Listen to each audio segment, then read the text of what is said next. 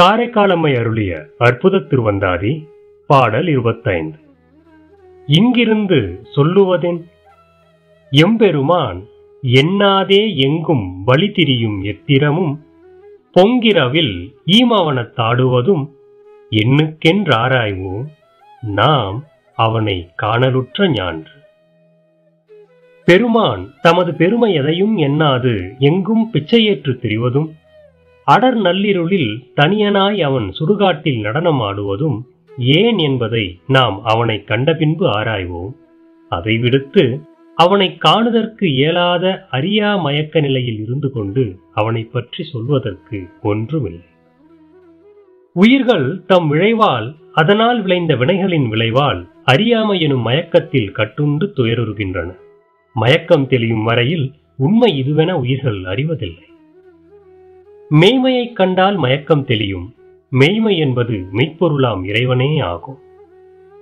மெய்மையை காண்பதற்கு அந்த மெய்ப்பொருளே உதவுதல் வேண்டும்.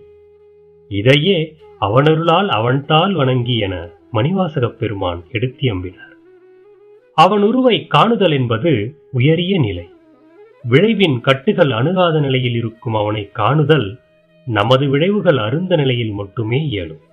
அன்றி அவன் நம் கரம் பற்றி நம்மை அழைத்துச் செல்ல வேண்டும். விளைவுகள் அரும் வரையில் அவனை காணும் ஞானக்கண்ணுக்கு பார்வையில்லை. எனவே பார்வையற்ற குருடன் தாம் பாராத ஒன்றை பார்த்த வண்ணம் விரித்துரைத்தல் பெரியோர் நம்மைக் கண்டு எள்ளி சிரித்துரைக்க இடமாகும். ஆதலால் தராதரமின்றி அவன் அனைத்துயிர்களிடமும் பிச்சையேற்று திரிவதன் உண்மையையும் நள்ளிருளில் ஆடும் சுடுகாட்டு நடனத்தின் இயல்பினையும் அறிவதற்கு முதலில் அவனை காண முற்படுக. கண்டபின் விண்டு மகிழலாம் என்றார். அனைத்திற்கும் உரிமையாளன் எவரிடத்தில் எதை பிச்சை என ஏற்க வேண்டும்? உயிர்கள் அவனிடத்தே தருவதற்கு அவற்றின் மலமாகிய சிறுக்கே செல்வமாயிருக்கிறது. உயிர்களின் நலன் கருதி அதையும் பிச்சையேற்று உயிர்கட்கு உய்வளிக்கும் பெருங்கருணையாளன் இறைவன். ஒளி இருளை விளக்கும். ஆணவமே நள்ளிருள். அதை களைவதற்கு ஒளியுருவாய் ஆனந்த தாண்டவம் ஆடுகின்றான் இறைவன். அவன் ஆட உயிர்களின் ஆணவம் அடங்கி ஒடுங்குகிறது.